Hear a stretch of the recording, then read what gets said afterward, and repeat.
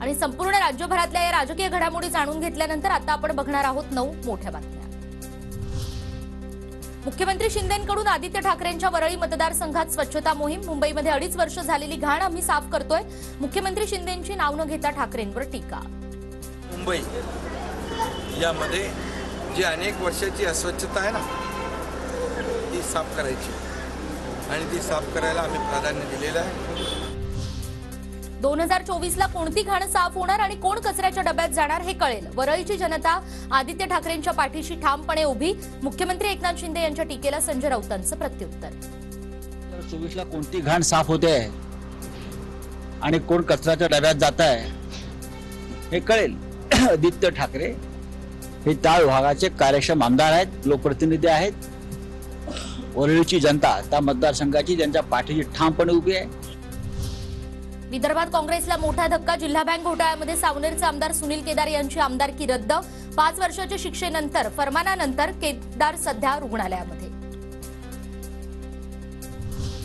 भाजपच्या काचडी यांना 3 वर्षांची शिक्षा होऊनही खासदारकी रद्द नाही आणि आज रविवार असूनही सुनील केदारांची आमदारकी रद्द करण्याची घाई का? नाना पटोलेंचा भाजपला सवाल। या प्रकरणामध्ये त्यांना खालच्या कोर्टाने या ठिकाणी 5 वर्ष सजा सुनावलेली आहे। आज रविवार आहे, आज रविवारी एवढी काय घाई झाली होती भाजपला? बावनकुळेंचा मकाऊमधील व्हिडिओ सुधाकर बडगुजर यांनी दिला नाही। बाळासाहेबांची शपथ घेऊन सांगतो। बावनकुळेंचा व्हिडिओ नागपुरातनच आला। संघातील लोकांना माहिती आहे। संजय राऊतांचा बावनकुळे आणि भाजपवर निशाणा।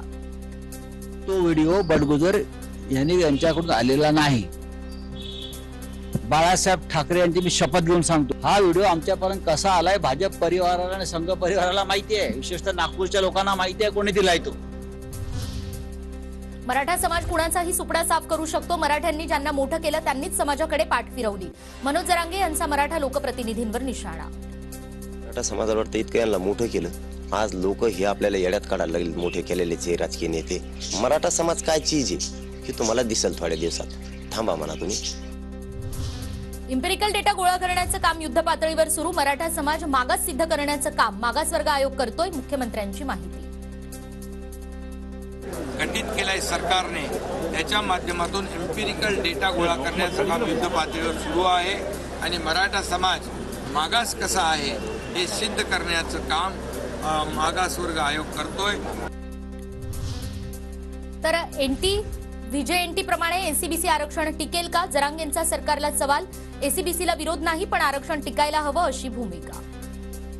पिटिशन दाखल झालेली हे सरकारनं आम्हाला पण त्यावेळी सांगितलेलं ना, आम्हालाही माहिती, आम्ही ते नाकारलेलंच नाही। पण इंदिरा साहनी जजमेंट सांगतं 50% वर आरक्षण नाही टिकत। मग ते 50% वर जाऊन पुन्हा तेच पाडे मोजायला लागतील आम्हाला। पुन्हा तेच व्हीजेएनटी सारखं ते टिकणार आहे का? क्रीडा मंत्रालयाकडून कुस्ती संघटना बरखास्त। अध्यक्ष संजय सिंह यांच्यासह निवडी अंतर्गत स्थापन झालेल्या संपूर्ण समितीचं निलंबन। क्रीडा संहितेकडे पूर्णपणे दुर्लक्ष केलं गेलं। मंत्रालयानं कारण देत घेतला निर्णय।